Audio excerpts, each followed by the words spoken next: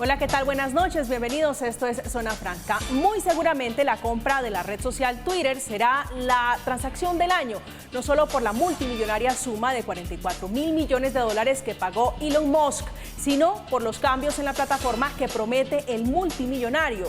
Musk, que es dueño de varias empresas, entre ellas Tesla, dedicada a la fabricación de automóviles eléctricos, y de SpaceX, conocida por sus incursiones espaciales, y ahora el empresario incursionando en el negocio de las redes sociales, de las cuales es usuario recurrente, muy frecuente y muy activo. Musk promete que Twitter será entonces un escenario de la libertad de expresión, aflojando la moderación de contenido, eliminando los llamados bots y las cuentas de estafa. Uno de los hombres más ricos del mundo, según revistas internacionales, dice que Twitter no será una plataforma solo para ganar dinero y asegura que su idea es que sea una plaza para el pueblo.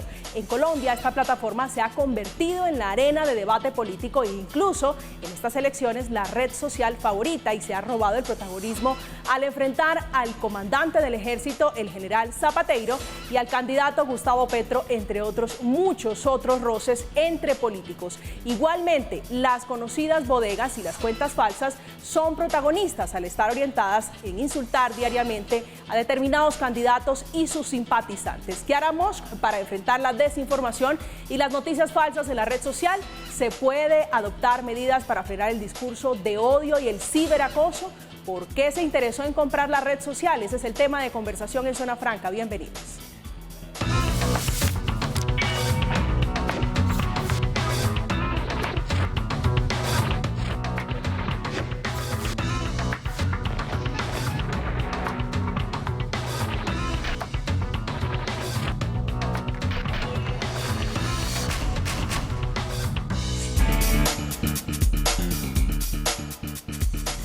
El primer mensaje luego de la compra de Twitter, compra que se dio hace apenas unos días por parte de Elon Musk, fue llamado por hasta sus peores críticos que permanecen en la red social. Dice él que está interesado en que estén allí en Twitter. Esta noche nos acompaña Carlos Ramírez, que es abogado, asesor en temas de tecnología, fue profesor de la Universidad Javeriana y La Sabana. Profesor, buenas noches y bienvenido. Buenas noches, muchas gracias por la invitación. A usted muchísimas gracias por aceptarlo. A Mauricio Jaramillo, director de Impacto TIC, medio dedicado al análisis de la tecnología y la innovación. Mauricio, un placer nuevamente tenerlo en esta mesa. María Camila, gracias por la invitación.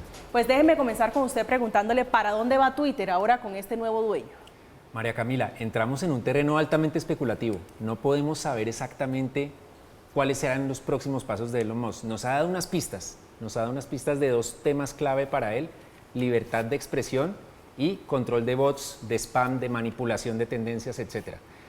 De ahí a saber cuáles son sus próximos pasos es difícil, pero esas pistas nos dicen, bueno, aquí es el terreno donde vamos a empezar. Profesor Ramírez. Pues también coincido con Mauricio en que amanecerá y veremos. Hay gente que piensa que es simplemente uno más de los juguetes caros del señor Musk. Hay otras personas que piensan que en realidad está comprometido con esa libre expresión que mencionaba Mauricio.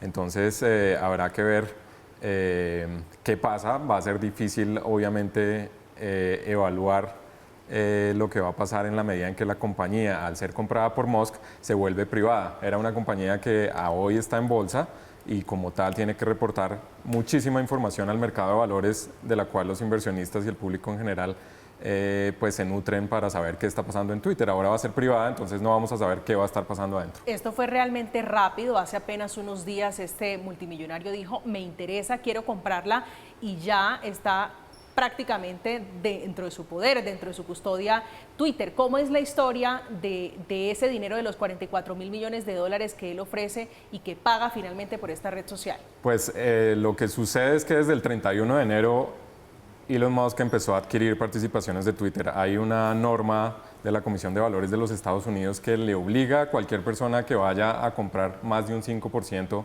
de una compañía listada en bolsa a reportar que tiene esa intención. ¿Por qué? Porque es una noticia relevante para el mercado que puede cambiar el precio de la acción. Él comienza a comprar estas participaciones, se le pasa el plazo para reportarle a la Comisión de Valores que ya tenía más de un 5%. Dicen que solo con esa omisión, que le va a costar una multa de algunos cientos de miles de dólares, se ganó alrededor de 136 millones de dólares, porque el día que él reporta a esa comisión de valores, oigan, estoy comprando acciones de Twitter, se dispara la acción inmediatamente. Entonces, cuando llega a un 9.1% de las acciones de Twitter, le dicen, oiga, usted ya puede, revela al mercado que está pasando eso, le dicen, usted ya puede tener un puesto como miembro de junta directiva en Twitter. Él dice, ¿saben qué? No me interesa. ¿Por qué? Porque es que los miembros de junta directiva de Twitter, en la medida en que tienen un deber que llamamos los abogados fiduciario hacia todos los accionistas, pues no pueden tener más de cierta participación en la empresa, que es un tope de un 15%. Como Elon iba por todo, entonces decide, no quiero ser miembro de junta directiva, y llega a finales de este mes donde dice, les ofrezco comprar con un precio de $54.20, algo así como 215.000 pesos, las acciones de Twitter para esa oferta que mencionas tú de 44 billones de dólares.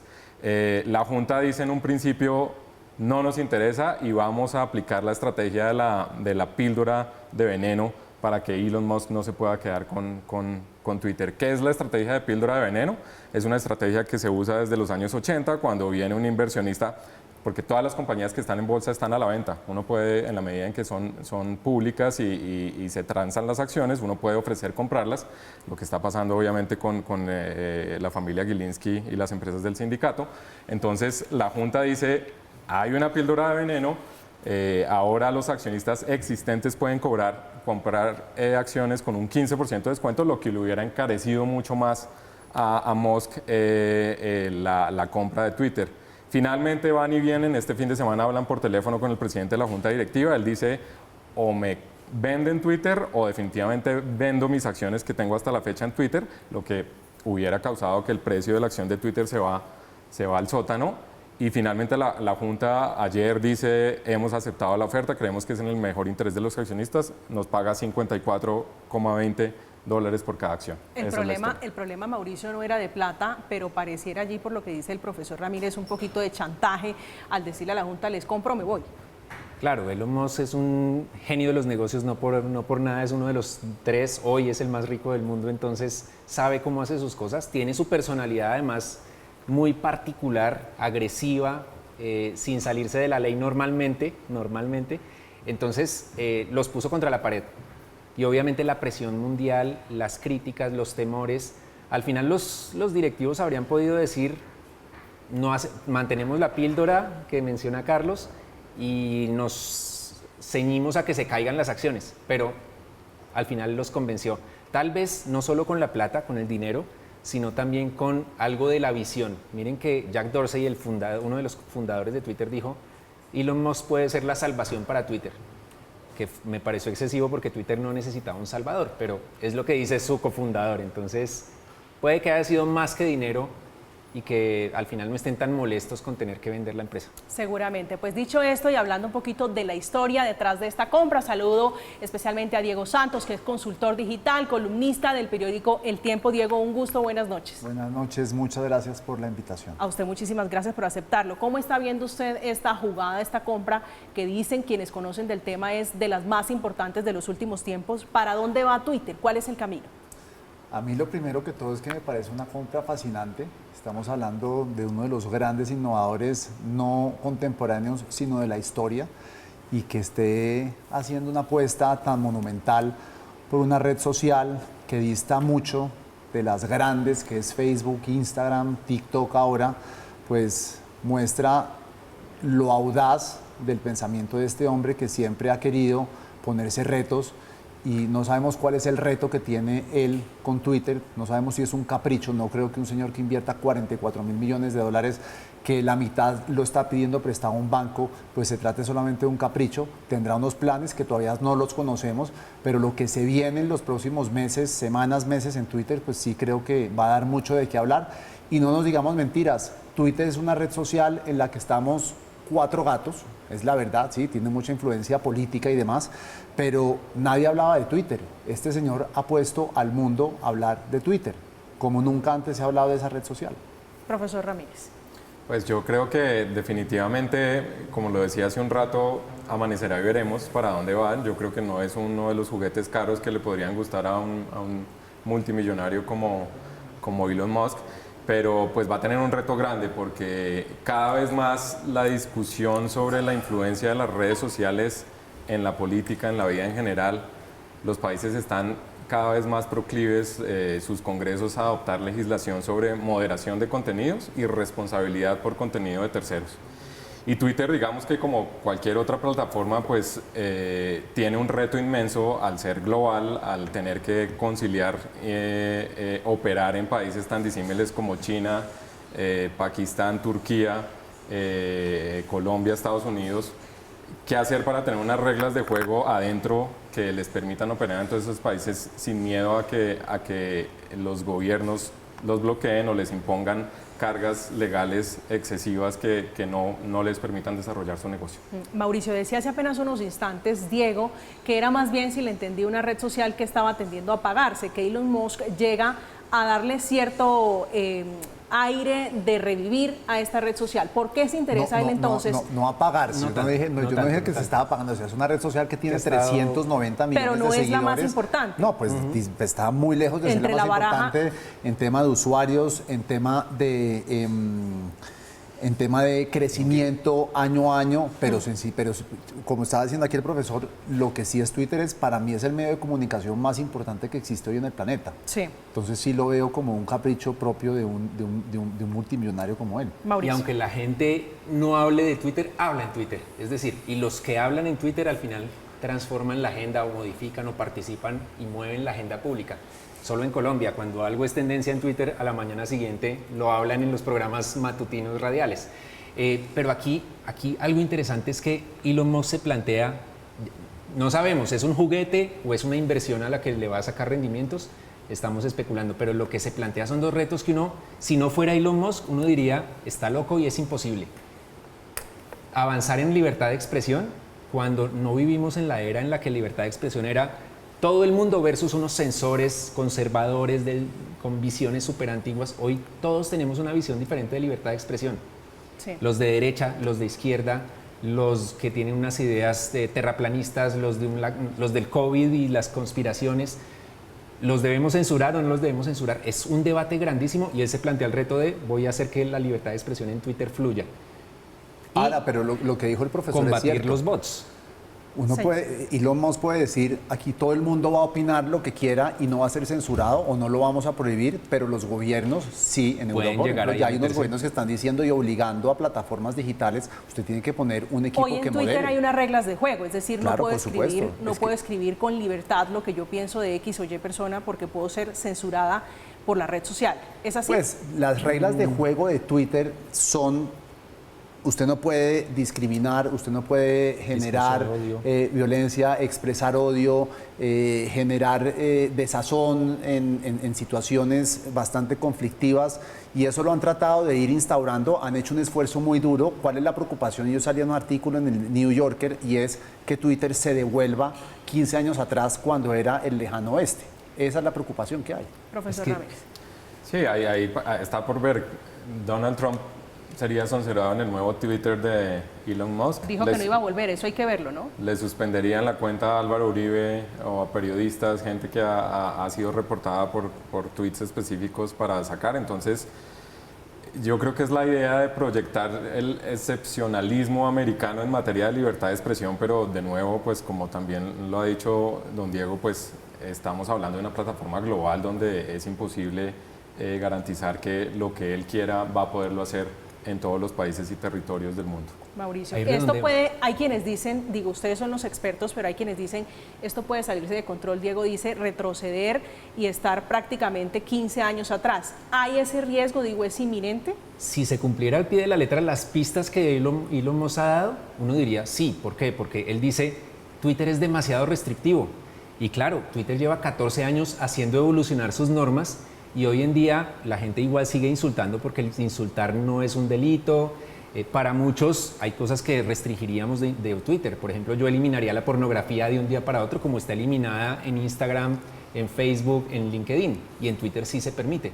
pero para él no, para él está muy restrictivo, así que si se cumpliera lo que él más o menos ha prometido, es como quitemos una cantidad de restricciones y que hagan lo que quieran. Libertad absoluta, Diego. Y eso Usted es un genera hombre temores. muy crítico en Twitter, digo, sobre el discurso de odio, sobre la discriminación, sobre esos discursos que tienden a generar mucha más violencia.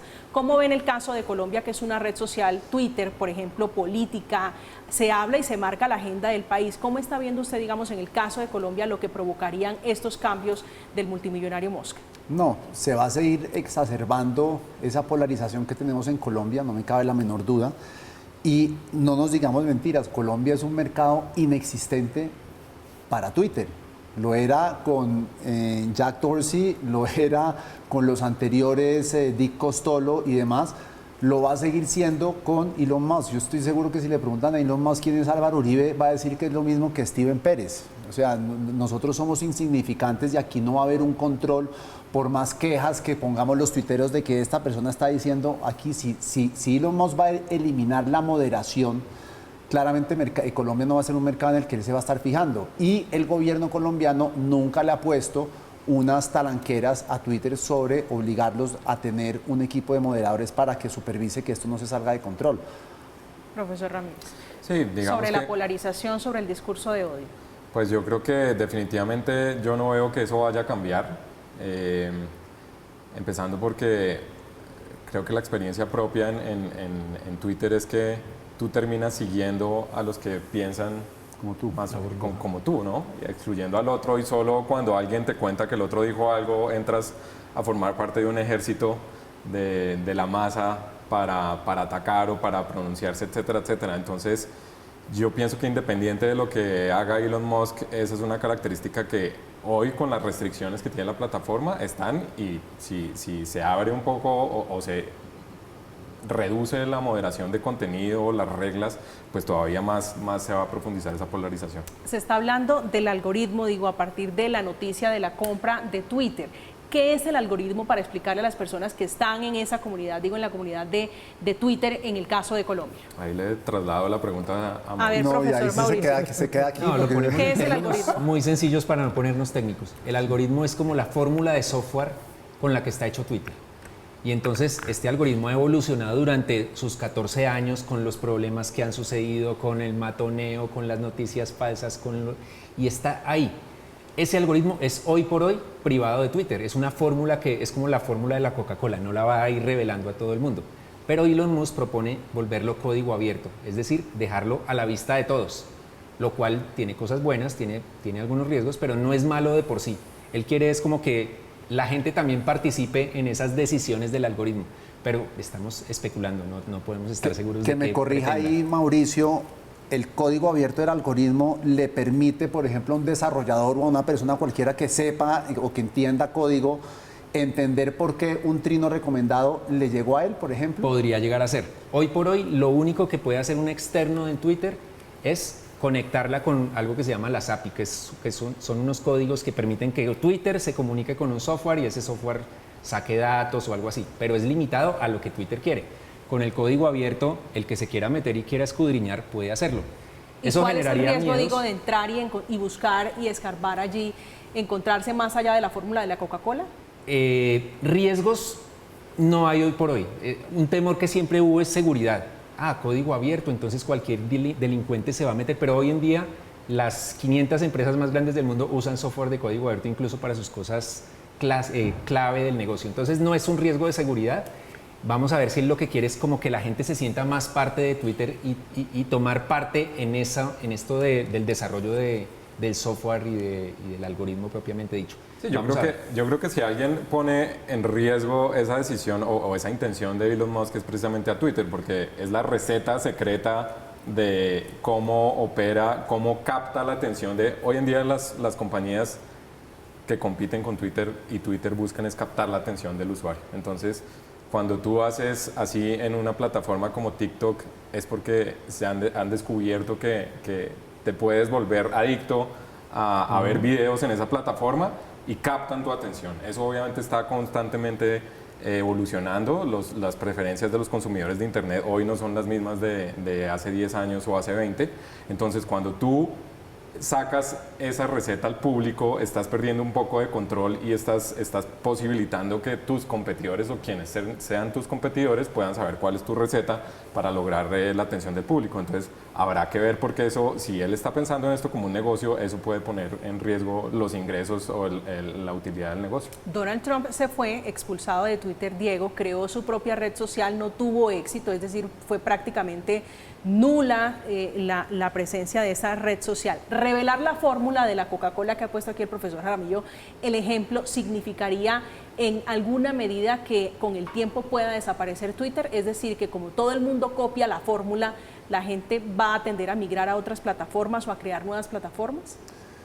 Yo no creo, yo creo que una compañía que tiene casi 400 millones de usuarios es una compañía sólida. Twitter entendió con el paso de los años que no iba a crecer a los niveles de un TikTok o un Instagram, y está creciendo de a 10, 15, 20 millones de usuarios anuales, que eso no está mal. Lo que sí pasa es que cuando estaba cotizando en bolsa, los inversionistas le estaban reclamando a Twitter: ¿usted por qué no está haciendo plata? Nosotros hemos invertido mucho dinero y queremos ver un retorno a nuestras inversiones. Eso ponía contra la pared, puso contra la pared a Jack Dorsey, que él salió por esa presión del mercado. Ahora este señor estaba cambiando y haciendo unas modificaciones. Ahora, ¿qué es lo que está pasando? Llega Elon Musk, compra Twitter, puede hacer lo que quiera con él y él le está apostando a generar plata. Yo estoy seguro que no le está apostando a solo la libertad de expresión. Él tiene que devolver esos 21 mil millones de dólares a los bancos. Entonces, va a ser interesante ver qué es lo que va a hacer para generar utilidad a Twitter, que es algo que le ha costado a Twitter durante sus 16, 17 años de existencia. Mauricio. Dos cosas, María Camila. En 2008, 2009, cuando surgió Twitter, Twitter no fue la pionera en plataformas de mensajes cortos, ni era la mejor. Pero no siempre ganan las mejores plataformas, y Twitter prosperó y las demás murieron. Algunas se quedaron unos años y ya desaparecieron. Seguro que pueden surgir muchos clones, pero al final, para una plataforma, una red social, el software es solo un canal. Al final no es la fórmula mágica de la Coca-Cola en ese sentido. ¿Por qué? Porque es la comunidad, son las políticas. O sea, si Elon Musk comete errores gravísimos, eso es mucho más grave a que la gente pueda ver el código, el software. Entonces, son muchas cosas que hacen que una red social funcione. Usted le estaba poniendo números, usted le estaba poniendo cifras. Creo que el dato del préstamo que él pide para poder hacer esta compra es significativo. Detrás de esta jugada hay que, Diego, porque esto se puede entender como la toma de poder, digo, en el manejo de la información, en el control del discurso, o qué hay detrás del manejo y la compra de una red social como Twitter. No, es lo mismo cuando Luis Carlos Sarmiento decide comprar el tiempo. Él no está comprando ni compra algo porque lo ve como una inversión, bien sea de más influencia, pero qué mayor influencia que la que ya tenía Luis Carlos Sarmiento, y lo ve como una inversión de: yo quiero incrementar mi portafolio de inversiones, y me parece interesante porque me da una voz que no tenía. En el caso de Musk, él compra Twitter, él no va a determinar qué es lo que digo yo o dejo de decir, él no va a determinar qué es lo que dice Donald Trump o Barack Obama, él está comprando algo que no sabemos todavía hacia dónde va él. Hoy escuchaba un programa de radio en el que decían probablemente él quiere hacer algo con la Web3, que es como la evolución de todo lo que estamos viviendo hoy en día, del metaverso quizás. Entonces, es muy pronto para estar especulando por qué compró Twitter, pero lo que estoy 100% seguro que no es para influenciar en nuestra opinión y para decir qué es lo que tenemos que pensar o no. Usted mencionaba Barack Obama, teníamos en pantalla y el ranking de las personalidades en el mundo con más presencia, con más seguidores en redes sociales. Profesor Ramírez, ¿cómo funciona para tratar de entender un poquito el negocio de las redes sociales? Hablamos de generar utilidades para poder, en el caso del señor Musk, poder responder al crédito, entre otras cosas. ¿Cómo funciona el negocio de las redes sociales? Pues para mí el desafío de cualquier plataforma es captar la atención de sus usuarios y atraer anunciantes. Y a raíz de todo lo que ha pasado en el mundo recientemente, cada vez obviamente el anuncio digital en internet, en plataforma, pues se va llevando a los anuncios físicos, las vallas, la publicidad en radio, televisión, qué sé yo. Entonces a eso es lo que le apostan como generadores de ingresos. Pero cuando ves el mercado, es un mercado muy competido porque tienes a Meta, que es Facebook, WhatsApp, Instagram. tienes a Alphabet, que es Google, YouTube, tienes a TikTok, tienes a Snapchat, tienes a WeChat, los chinos, etcétera. Entonces, cuando estamos hablando de estas plataformas, todas tienen la vocación completamente global y están compitiendo globalmente por los mismos anunciantes grandes, obviamente, y en cada país. Entonces, el desafío es que vía captar esa atención de los usuarios, generar tanto tráfico y tantos usuarios. Hay una métrica que tal vez ustedes la conocen mejor que yo, que es el MDAU, que traduce como Monetized Daily Active User, y es: si yo, Carlos Hugo Ramírez, entro todos los días a Facebook, Facebook me cuenta en ese MDAU como 1. Mientras más tenga yo esa métrica creciente, más negocio voy a tener en publicidad y en anuncios. Entonces, es competir con los demás por captar esa atención y tener gente todo el día en la plataforma. Pero fíjese lo interesante que está diciendo el profesor, y es: Elon Musk abre la libertad de expresión en Twitter como nunca la hemos conocido. Las empresas, donde vean que la red social se está convirtiendo en una cloaca, ¿sí?, llena de odio, los anunciantes no van a querer estar ahí. Eso va a ir en contra de esa monetización. Pero Diego, Sí, algo que dijo Elon Musk muy interesante es, él dijo: yo vengo o quiero desbloquear el gran potencial que tiene Twitter. Democratizarla. Pero también por el lado del Pero negocio. no a lo Petro. Y él plantea que no solo va a ser publicidad, que es el modelo natural, sino también el modelo de suscripción que está apenas en pruebas en Estados Unidos, Twitter Blue, que está en Estados Unidos y otros 3 países, que es un servicio de suscripción. La persona paga $3 por tener unas funciones extra. Él seguramente eso lo va a acelerar y lo va a hacer que sea global mucho más rápido de lo que de pronto Twitter tenía previsto. Entonces, Él profesor va a encontrar Jaramillo, otros modelos de negocio. si se cambia el algoritmo como lo tiene pensado este señor, ¿qué vamos a ver entonces en Twitter? ¿Qué me va a aparecer a mí como una usuaria, o al señor Diego Santos, qué le va a aparecer en su red social? ¿Información que no desea? ¿Qué tipo de información o cómo va a Yo funcionar creo que eso? ahí sí estoy con Carlos. No creo que vayamos a ver un cambio drástico en el corto plazo. Yo creo que Elon Musk es muy inteligente, por algo es uno de los El hombre más referentes rico del mundo. globales. Sí. Yo creo que en este caso de la libertad de expresión, él le va a pasar, y me lanzo con una teoría, y es que le va a pasar como a los políticos en campaña que hacen 1000 promesas y no voy a aumentar impuestos, y cuando llegan al poder dicen: esto no era tan fácil como verlo desde la barrera. Ya viendo los toros de cerca digo: no, esto de la libertad de expresión no es tan fácil, y va a hacer cambios seguro, pero no va a ser como el caprichoso que va a romper todo lo que hay. Confío en eso. Diego, No, yo no. Está bien. está perfecto. ¿Había pedido la palabra? No. Pensé que Pero me me había quería dado la palabra contradecir, ¿o no? profesor Ramírez. No. No, yo estoy de acuerdo con Mauricio. Yo creo que, a ver, si uno ve esa red social, creo que el año pasado reportó algo así como $5.000 millones de revenue. Todavía está perdiendo dinero. Esa es la presión. Es un tipo que se puede dar el lujo de experimentar perder dinero porque los bancos le creen, le han prestado $25 billones, que está apalancando con sus acciones, tanto las que ya había comprado en Twitter como seguramente las acciones que tiene en Tesla, en SpaceX, en Starlink. Los bancos le creen, y seguro que cuando fue a pedir el crédito, él constituyó 2 compañías o 3 compañías. La X para él es una fijación, entonces las compañías se llaman X1, X2, X3, con las cuales va a adquirir Twitter. Entonces se va a dar el lujo de experimentar, yo creo, y tendrá gente muy inteligente detrás de pronto para darle una renovación al equipo de Twitter, y amanecerá y veremos, como lo he dicho. De las grandes pesadillas de esta red social, Diego, son los famosos bots. ¿Qué son los bots? Los bots vienen a ser esas cuentas falsas creadas para distribuir normalmente esa información falsa. No obstante, también existen bots corporativos que son para preguntas, quejas y reclamos. Entonces hay que diferenciar el bot corporativo, que es un bot lícito y que es un bot que cumple con una función importante, y otro, los que crean las bodegas, donde crean una cantidad de cuentas falsas, ¿sí?, o cuentas imaginarias, y van poniendo el mensaje que ellos quieren, que es, por ejemplo, lo que utilizaron los rusos desmedidamente durante las elecciones de los Estados Unidos en el 2018, que Pero ayudaron son a que robots, Donald Trump... o sea, bots traduce robots. Exactamente. ¿Y eso detrás de esos robots hay un humano, o cómo funciona? ¿Eso es un Pues hay un algoritmo? humano ¿Eso es que programa que esos bots digan el mensaje que el humano lo está programando, o el humano programa a un computador que vaya mandando mensajes inteligentes a estos bots y que ellos los vayan distribuyendo.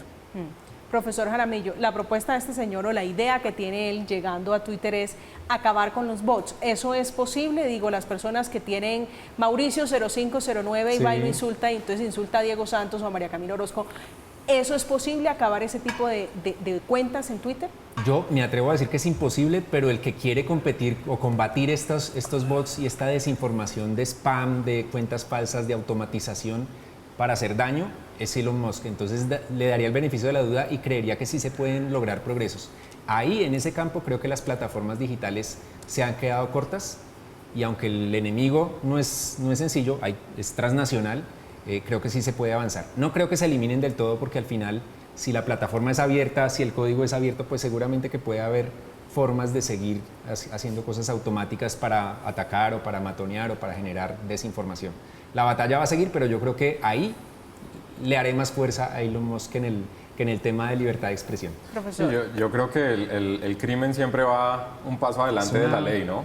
Entonces es la persecución y se inventan nuevos métodos, y creo que es un tema muy sensible, porque la manera en que se moldea el discurso público en estas redes pues está muy influenciada por, comillas, lo que llamamos acá en Colombia las bodegas, que son, como dice Diego, miles de bots. Entonces, cuando hablamos de que el discurso público en Twitter influencia también el contenido que termina en los medios de comunicación tradicionales, pues luchar contra esos bots termina siendo un desafío importante.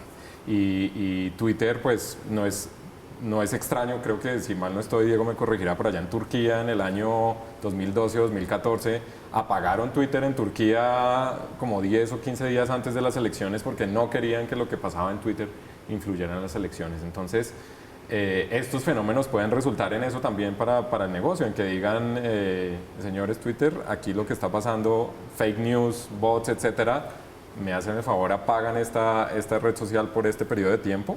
Eso ha pasado en Turquía, ha pasado en Pakistán, en Irán, obviamente países donde uno dice, bueno, no es normal, pero no descarta uno que pase más de aquí en adelante, con esas ideas que les digo que tienen los legisladores y los gobiernos hoy en día de moderar contenido y hacer a las plataformas responsables por el contenido de terceros. Extremistas, yo no creo, o veo lejos el caso de Colombia, Diego. Digo, usted mencionaba hace unos instantes la palabra cloaca para referirse a Twitter. ¿Es viable, digo, una medida de moderación del discurso a través de las nuevas medidas que tiene Elon Musk en el caso de Colombia? Es que creo que debe ser el gobierno colombiano el que le exija a Twitter cumplir con ciertas reglas, porque Elon Musk no va a pensar en Colombia y decir, bueno, yo cómo arreglo para que Petro y Uribe no se peleen. No, eso no está en la cabeza de él. Él está detrás de un negocio que a ninguno de nosotros nos cabe en la cabeza. Pero no nos cabe ni siquiera la cifra, imagínense, no nos cabe la idea que él tiene. Exactamente, entonces pensar en un mercado tan chiquito como Colombia depende del gobierno colombiano, que sea el que le diga a Twitter, venga, siéntese aquí con nosotros, este es un mercado muy activo, no es muy numeroso, estamos hablando de casi 4 millones de usuarios que hay en Twitter en Colombia, de los cuales ¿cuánto es que es? De los cuales 1 millón es activo, entonces son 3 millones de usuarios que no son activos, entonces realmente es muy, muy pequeñito el mercado. De hecho, hace 3 años largos, Twitter cerró las oficinas de Colombia. ¿Y por qué tenemos, si usted dice que son 4 millones, de esos solo 1 millón activo, Diego, la falsa creencia entonces de que Twitter es el país o que Twitter mueve el país, en el caso colombiano, en el caso nuestro? Lo que pasa es que en los círculos donde nosotros nos movemos, para nosotros Twitter sí es el país, porque Twitter es lo que están mencionando en las radios por la mañana, en los noticieros uno ve numeral y la tendencia, o sea, las redes sociales forman parte de este microuniverso de periodistas, opinadores, políticos, pero cuando uno sale a las regiones, Twitter no existe. En la costa Twitter es inexistente, en Riohacha, en el Amazonas, inclusive en el eje cafetero se maneja muy poquitico. Twitter es una red social de Bogotá, Cali, Medellín y Barranquilla. Pero sí tiene un poder fáctico, y es que el discurso, la conversación en Twitter, desde luego, la toman los medios de comunicación tradicionales para replicar lo que está pasando ahí. De alguna forma, antes de la era digital, ¿dónde se generaba la opinión? En los medios de comunicación, en los gobiernos, en el Congreso, en unos círculos muy cerrados. Twitter de alguna manera es la red social en la que se democratizó un poco esto, Puede ser 1 millón, pero en realidad pueden ser 50.000 personas, pero 50.000 es un número gigante frente a lo que había antes. Y 50.000 líderes de opinión, científicos, políticos, gobernantes que están debatiendo, están generando opinión y están también exacerbando nuestras emociones, nuestros odios y todo eso. Pero donde lo que pasa en Twitter, lo que se cocina en Twitter al final trasciende a los medios o a otras plataformas. Pero en eso estamos por cuenta de Donald Trump, ¿no? Digo, es uno de los ejemplos. Es un ejemplo, pero podemos decir, en Colombia, desde la campaña de 2010, Ola Verde de Antanas Mocos y Juan Manuel Santos, o no sé si desde antes, Diego. En Colombia, no, toda esta batalla ideológica la y de batalla peleas. Arrancó en la pelea Santos-Uribe más o menos, y yo creo recordar cuando...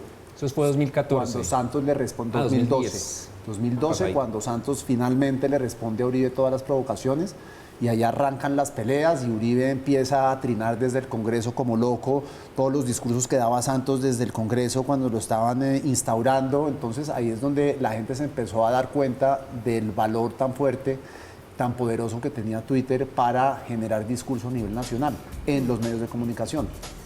Hablando de medios de comunicación, hablando de Twitter, el nuevo dueño Elon Musk tiene 85 millones de seguidores en su nueva red social, y su mensaje en el que hablaba sobre el futuro de la red social alcanzó en solo un día 3 millones de likes, 3 millones de me gusta. Estamos en Zona Franca, vamos a hacer una pausa. Al regreso seguiremos hablando del impacto que tendrá en Latinoamérica, en el caso de los líderes políticos, el nuevo cambio, el nuevo dueño de esta red social. Ya regresamos.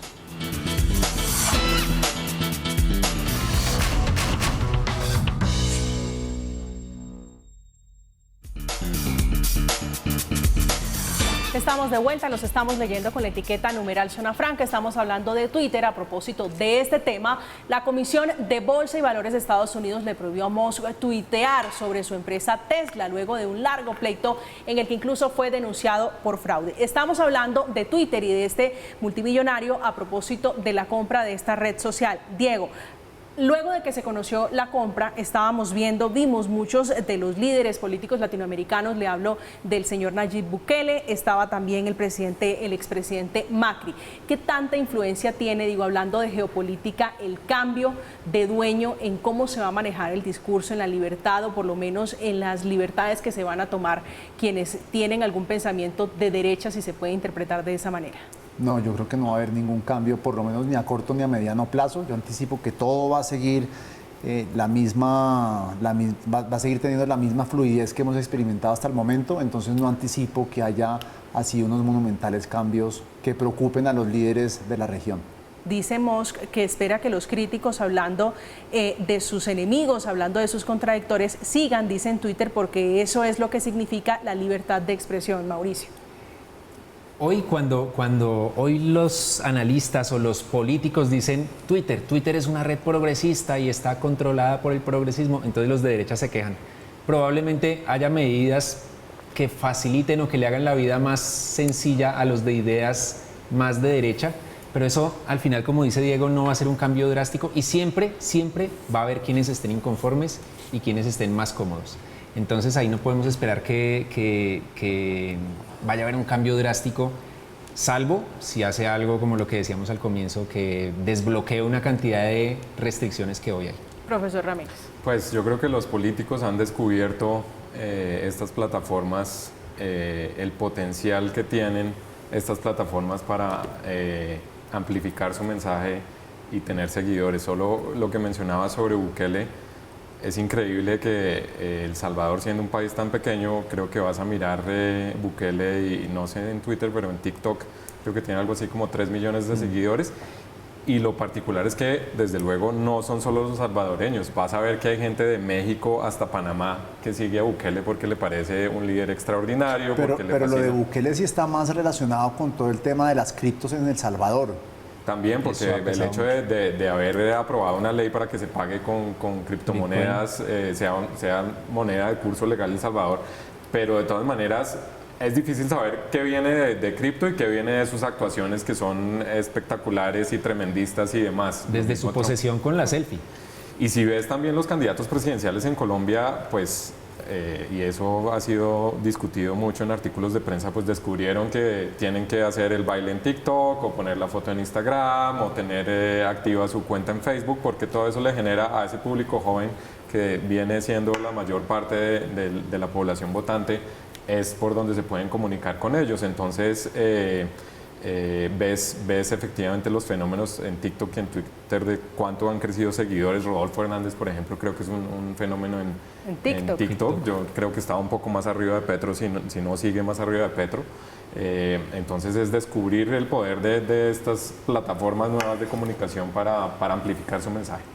Hablando de criptomonedas, este señor Musk está impulsando la creación de una criptomoneda. Me permite preguntarle, Diego, si pudiera uno estar ante la presencia de lo que a futuro puede ser el pago de red social o del servicio de red social con este sistema, con las criptomonedas. Me acabas de corchar con esa pregunta. Ahí especulamos. Tranquilo, Elon Musk especulemos. claramente es un impulsor de los criptoactivos. Ha creado o ha vuelto famosos el Dogecoin o Dogecoin, que era una moneda meme, y la volvió ultra popular y además la valorizó muchísimo solo con tweets. Así que él apuesta y seguramente ya ha dado pistas de que permitiría pagos a las suscripciones con criptoactivos, pero todavía como que yo no logro tampoco encontrar cómo va a vincular las dos cosas, más lo de Web3, metaverso. Pero él no es tonto y seguramente que ya tiene algunas ideas. Porque Zuckerberg lo está haciendo de alguna manera, digo, con sus redes sociales, hablando de criptomonedas. Él lo está haciendo. No estaríamos lejos de que Twitter tuviera, diga, el mismo sistema. No creo. De hecho, ya Twitter hoy, por ejemplo, uno puede recibir pagos o puede tener NFTs. En Estados Unidos, en Colombia todavía no. Ya puede recibir dinero por Bitcoin. Hoy ya se puede. Lo que pasa es que todavía es algo muy cerrado, muy exclusivo, no es global. Así que seguramente que él va, dentro de su idea de desbloquear el gran potencial de Twitter, eso puede estar ahí seguramente. Tecnológicos. Sí, creo que te refieres a que alguna vez puso un tweet que la gente iba a poder comprar Teslas con una criptomoneda. Con Bitcoin. Es bastante particular porque es que él tiene tal cantidad de seguidores ya que le creen que cualquier mención de una palabra dispara el costo del activo subyacente a esa palabra o relacionado. Entonces en ese momento no sé cuánto se valorizó lo que menciona Mauricio de Dogecoin, etcétera, etcétera. Y tiene unas peleas tremendas con la Comisión de Valores de los Estados Unidos, con la SEC, porque lo que él dice es que quiero tener libertad de expresión, el First Amendment, como dicen los gringos, puedo poner lo que sea en Twitter y no pueden venir unos burócratas de la Comisión de Valores a que cada vez que yo digo algo, eso se interprete como que estoy influyendo indebidamente en los movimientos de la bolsa y me multan. Ahorita hay un pleito gigante con el tema de Tesla. Que mencionabas cuando introdujiste un segmento anterior, y es que pues los accionistas están demandando porque lo que él puso en Twitter, que tenía discusiones con un fondo soberano en un país árabe para llevar a Tesla a ser una compañía privada, pues le costó a él que lo bajaran como CEO de Tesla. Un juez le ordenó que cada vez que fuese a poner un tweet tenía que tener abogado encima supervisando qué era lo que iba a escribir.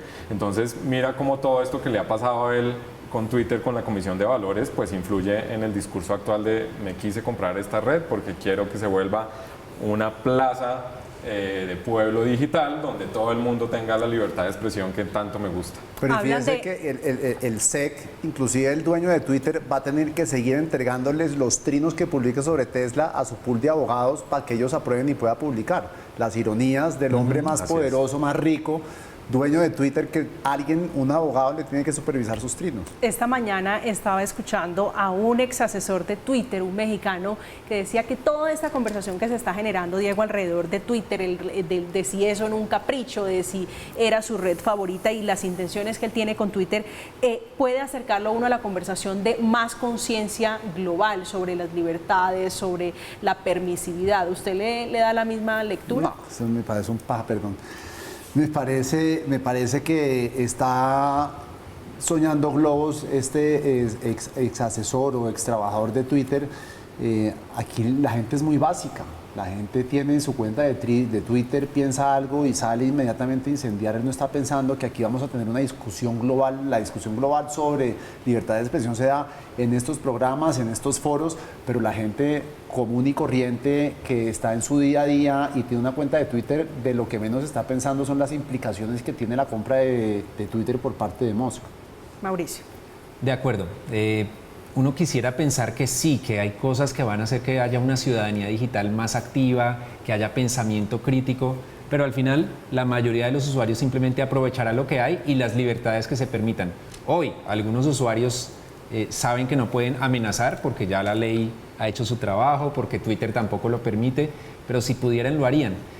Lamentablemente eso no va a cambiar porque Elon Musk tome unas medidas, y menos si son las medidas que pensamos que al contrario van a ser de más libertad o algún libertinaje de expresión. El gran reto está para los gobiernos. Claro, ahí los gobiernos. Ese es el gran reto, porque ahora los gobiernos antes podían contar en que Twitter tenía un equipo de moderación. Hoy en día, si Elon Musk decide quitar ese equipo, los gobiernos tienen que empezar a decir, bueno, ¿qué va a pasar cuando en un trino una persona amenace a un periodista o publique la dirección donde vive? Si Twitter no va a censurar eso, eso debería constituir un delito, y eso lo tiene que garantizar que sea sancionable la justicia de cada país donde suceda eso. Profesor Ramírez, déjeme hacerle una pregunta adicional sobre, usted mencionaba algo, la manipulación, sobre la influencia o la injerencia que pueden tener este tipo de cambios que hoy no son perceptibles, que no se van a ver mañana, pero que muy seguramente a futuro pueden tener una incidencia. En el caso no solamente de Colombia, sino en general en políticas como las de Estados Unidos, ¿qué tanto puede pesar, el cambio de algoritmo, qué tanto puede influir en toma de decisiones de gobiernos? Pues mira, yo creo que sumado a lo que venía diciendo Diego, se está poniendo también de moda la legislación donde los países quedan con la facultad de ordenarle a las plataformas remover contenidos. Entonces, digamos que el control previo es imposible. Una vez tú publicas es cuando entra el control activo de moderación de contenido. Y si por algún motivo tus herramientas de moderación de contenido como plataforma no son suficientes y el gobierno llama la atención lo que se esté publicando del gobierno, pues las legislaciones cada vez más en países están previendo la posibilidad de una orden de cierta autoridad a Google, a Facebook, a Instagram, a TikTok, a Twitter, para remover ese contenido.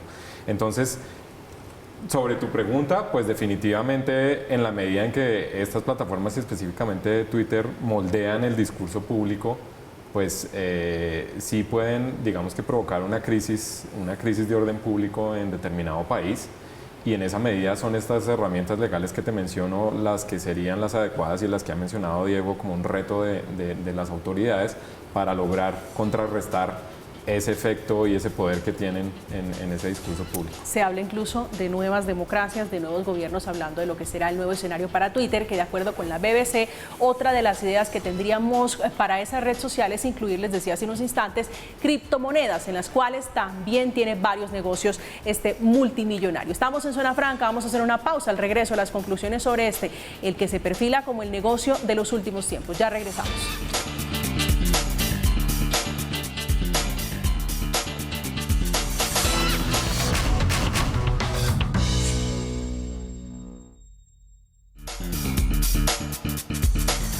Regresamos, seguimos hablando de Twitter, de su nuevo dueño. Diego, muchos lo comparan con Tony Stark, este personaje. ¿Tiene alguna similitud? ¿Se le da un poquito de aire, como dicen los colombianos? No, yo lo comparo más con Citizen Kane, con el ciudadano Kane todopoderoso, más que con Tony Stark. Y además el ciudadano Kane está inspirado en uno de los grandes mogules de la prensa de los años de 1920-1930. que ahora se me olvidó el nombre. Hearst. William Randolph Hearst, pero no como Tony Stark. ¿Con quién lo compararía usted, Mauricio? No, yo creo que no tiene, nunca seguí la serie de Tony Stark, así que no le veo parangón. Tiene algunos elementos incluso caricaturescos porque es un personaje misterioso que genera fascinación, temor también, pero no veo un personaje con el cual asociarlo. Carlos, ¿con quién lo compara? Sí, me parece muy pintoresco y es único. Si tú miras la vida de los multimillonarios como él, que compartirán ese top 10 de la lista Forbes. Él es un carácter único, es decir, se pelea con la exnovia por Twitter, dicen que no tiene ni siquiera casa propia, o sea, un montón de costumbres y de forma de vida que a la gente le parece súper particular, peculiar, y que le ha generado yo creo que un halo de estrella, casi que estrella de rock o estrella de pop.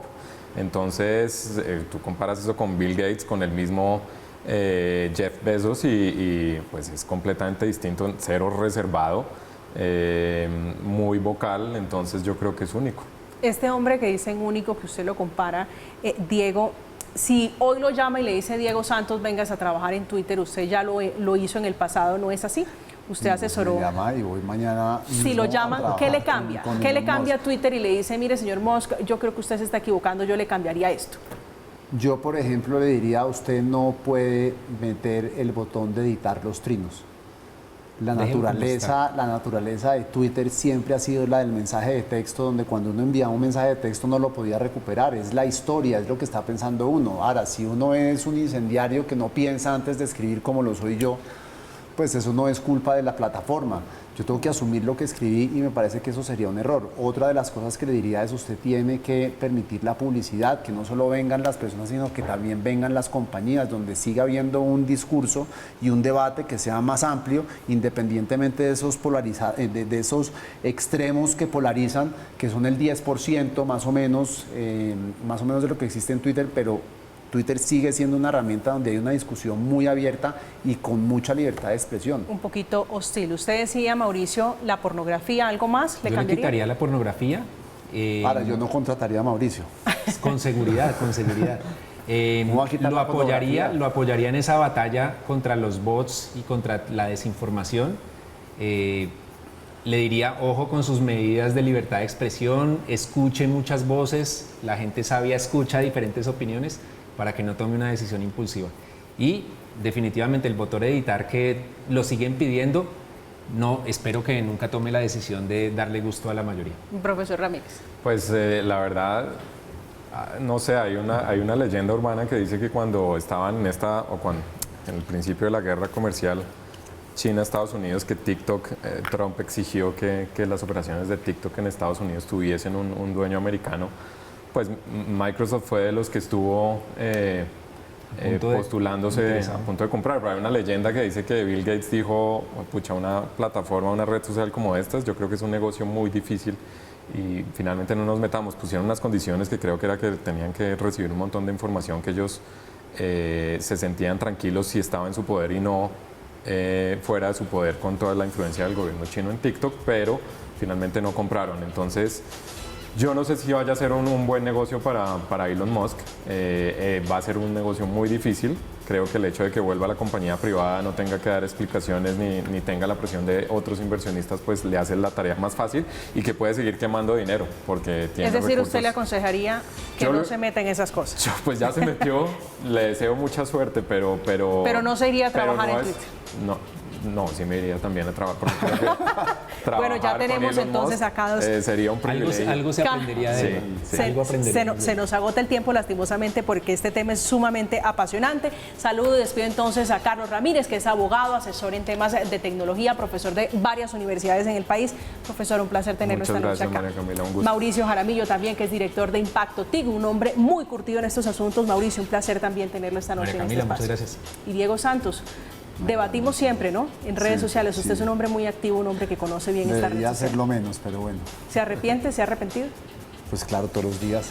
No hice muchas idioteces. Arrepentimientos y la jugada del negocio empresarial de los últimos tiempos. Esta noche en Zona Franca, dándoles los tips, lo que puede ser el nuevo camino de Twitter. Llegamos al final. A ustedes, como siempre, gracias por acompañarnos. Que tengan una feliz resto de noche.